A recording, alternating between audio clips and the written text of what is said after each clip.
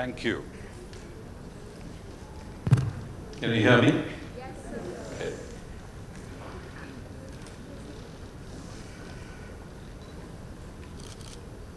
I can see a lot more younger faces here. Tell me, how many of you have ever volunteered for a program with NGOs or interned with any NGOs? Not too many hands. Okay. Thank you. Makes my talk a lot more relevant today.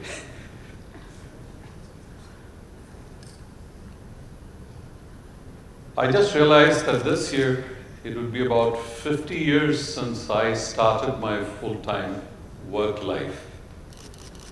That seems a long, long time ago. And of course, I've been lucky to be at the right place at the right time.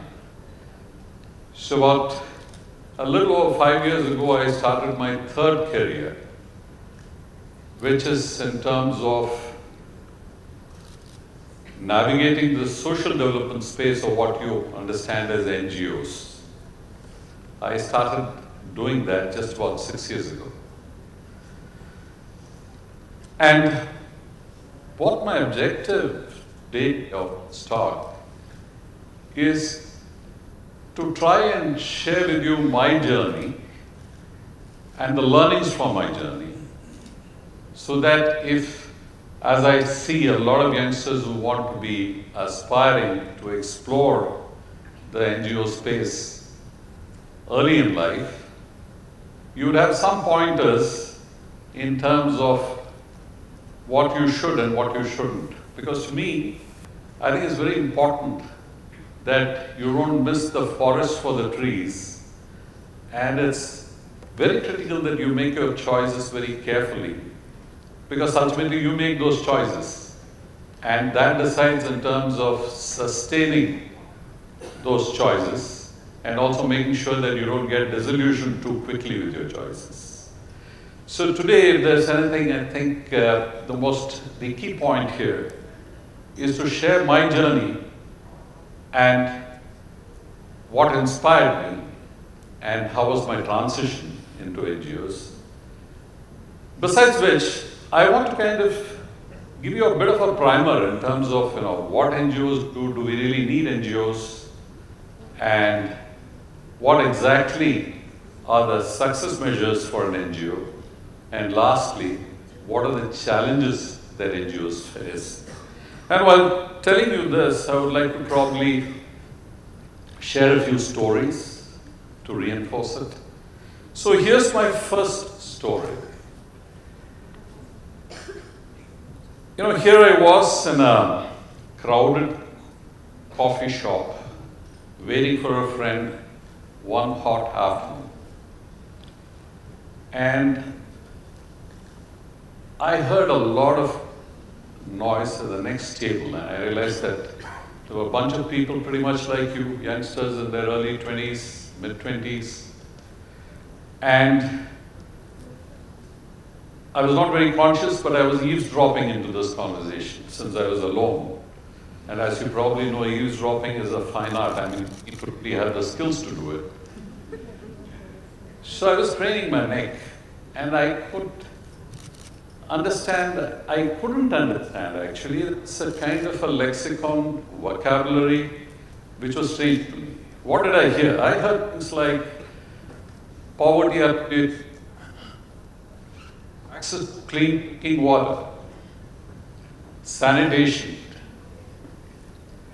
skill development, healthcare for the aged. And the list went on. And then lastly, it said something like sustainable development goals. Now, long after I left the coffee shop, these words that I heard kept ringing in my ears, and I decided to read up a bit. And not just that, I also kind of actively sought meeting people who could explain what all this meant. I was lucky meet two social entrepreneurs in their mid-20s, and they changed my life. They inspired me with their story. What they had to share with me was this, that look, 90% of brain development in humans happens between the ages of 0 and 6 years. It is during those years that if we provide the right inputs, because children at that age absorb a lot and retain a lot. So they said the world would be a different place if all our focus could go on early childhood education. What that really meant was they were saying that, look, between the ages of 0 and 6, if the right kind of inputs were provided, if children have an enriching childhood, they would develop academically, socially, emotionally, and the society can ensure that the dropouts will be less from schools, crime rates will be less, and there would be a society where everyone would have an aspirational livelihood to look forward. Do we really need NGOs?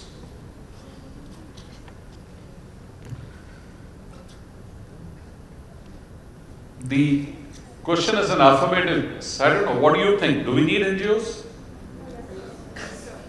So, clearly, the question is we need NGOs, but what exactly are these NGOs? Typically, if you look at it, the two dominant factors in our lives, the first one is the market. What I mean by market is the demand and supply chain.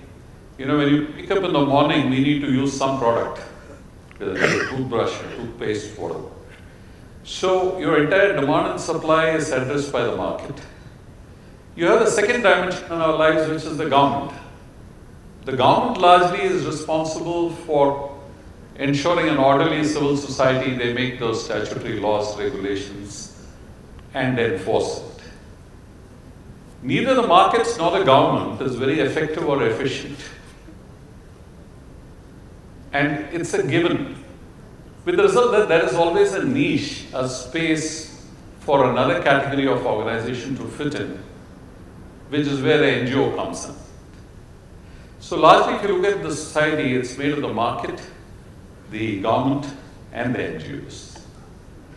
Now, typically, if you dig down deeper in my journey, I wanted to understand what exactly are these type of NGOs, because you keep talking, we keep hearing about healthcare NGOs, somebody else who says, I fight for the rights of, LGBTQ, okay. And then I have someone who says that, no, I care deeply for the lakes and forests and environment.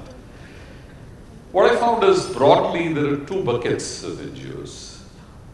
One is the bucket which is primarily comprised of NGOs that kind of complement and enhance the welfare function of the state. Now, that's too long a definition. Let me give you examples. Typically, organizations which serve midday meals at schools, organizations that can typically kind of, let's say, during COVID, could kind of create a lot of COVID care centers. Organizations that care for health care, such as eye checks for the older folks. Organizations that are kind of determined to bring in fresh water, drinking water to communities, or develop sanitation. The list goes on. Then you have the second bucket of NGOs, which is popularly where, NGO opinions are made. In the sense, that set of NGOs are opinion makers. They are what we refer to as activist NGOs. They are organizations which defend and fight for the rights of the citizens, the rights of the disadvantaged people. So that's where you typically find organizations which are talking about right to information, right to education. Let's say, you have right from that Narmada Bachao Andolan coming down to saying that, look, what are what do we do for ensuring that, a community of skilled handicrafts exist and continue. For example, we had this example which Rashid was giving us earlier. So, a lot of this is focused on livelihood and rights. For example, take human rights. For example. There are a lot of organizations which are focused on that.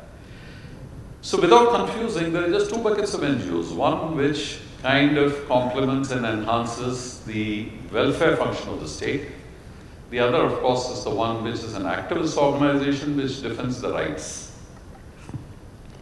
So having said this, there are NGOs and NGOs. At the last count, I think, India had something close to about 4 million.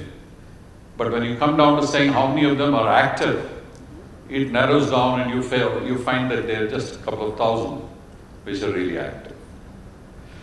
So let's go on to saying, looking at, how do you really measure the success of an NGO? I mean, how do you know that NGOs are successful?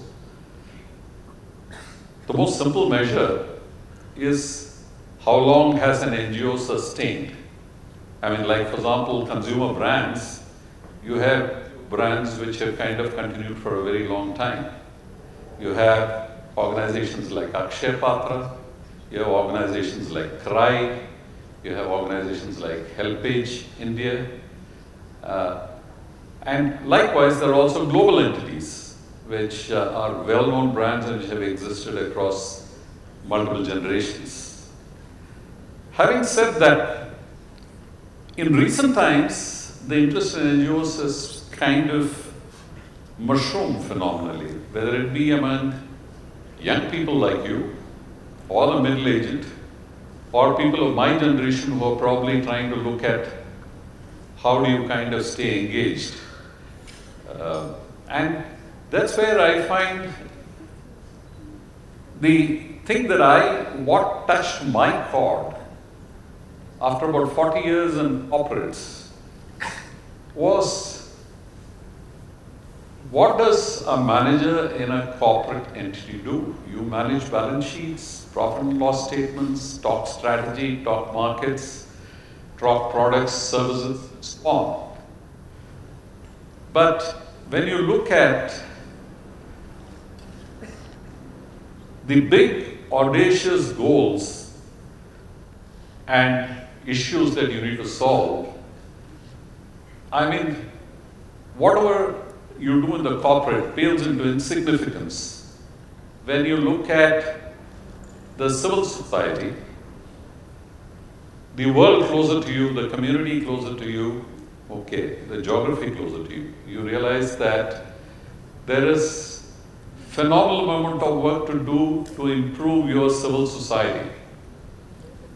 And that's where you make a call in terms of saying that, look, is that the challenge that you want to be accepting?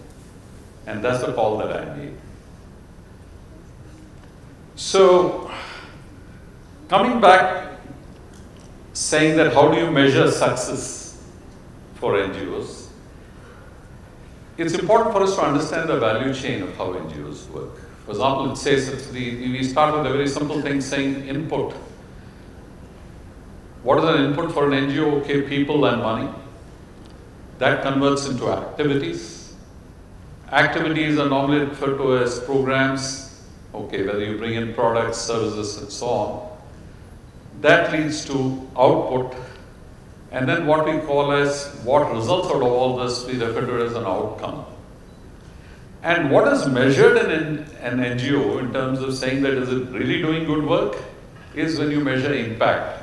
That outcome is measured to result in an impact. Having said that, the critical thing is to understand that changing the needle on social challenges take time. It's easier said because the qualitative change is something we can perceive very quickly. It's the quantitative change that takes a long time for one to measure. So that leads us to challenges. If I were to speak about what are the three great challenges that NGOs face in this country or anywhere else in the world, the first challenge is in terms of building scale. Like, for example, TEDx theme is about sharing ideas. Now, the biggest challenge in NGOs is replicatability of ideas. You have an idea, it touches a few lives. How do you really carry it to go on to the world, to other countries, to other geographies? And that takes time, because replicatability in this means that you should be able to kind of carry that idea, implement it, and deliver it as a benefit. And that's no mean task. And that's a big challenge. Because most ideas are very situational. It might be very relevant to a situation here, not necessarily every. Second big challenge that NGOs face is in the space of compliance, or what we call as complying, adhering to whatever is the regulation of the government. Now, the government has always been supportive of NGOs across the world. But it is also true that the government is responsible for the rule of law. And sometimes governments become too stringent. So you have this compliance function that can sometimes become too kind of limiting for an NGO. Rather than enabling realized objectives of the NGO, it would actually become a major constraint. And that happens more often because of a trust deficit between NGOs and government. Sometimes these things happen, not intentionally. So it's very important for the governments and the NGOs to kind of come together and create an environment of trust. And that becomes much, much critical, because this is again something that can, be politically maneuvered. So that's a major challenge, which is compliance. Third and most important challenge in this, in managing NGOs, is the impact bit. As I mentioned earlier, impact has two elements, the quantitative and the qualitative. Most funding organizations seem to be focused more on the quantitative side of impact. Rightfully so. I mean, you need your bang for the buck. So if you spend money, we want to know how exactly has it impacted. I'm not disputing in terms of the need, but probably in terms of the time frame. Because if you measure quantitative impact on anything that you do in a shorter period of time, it doesn't really give you the results. There is a certain amount of disillusionment that can set in, because when you're addressing social issues, you can't expect it to happen overnight. In sharp contrast, you will find that the communities themselves, or the beneficiaries themselves, look at the qualitative side of it. And that is something which happens quickly to see. For example, whether it is in poverty alleviation, skill development, education, including early childhood education, or in healthcare, or in providing clean water and sanitation, the qualitative difference is something we can measure very quickly. It's quantitative, because you don't even have benchmarks, so what are you going to be comparing? So the impact measurement is the third challenge that in the NGO space is something that all of us kind of are meandering to find new ways of doing it. Having said this, fact of life, NGOs will continue to exist so long as civilizations and civil societies thrive and survive. Hope this gives you an idea of, or some pointers, should you decide to be exploring the space, as many young people do in recent times. Thank you.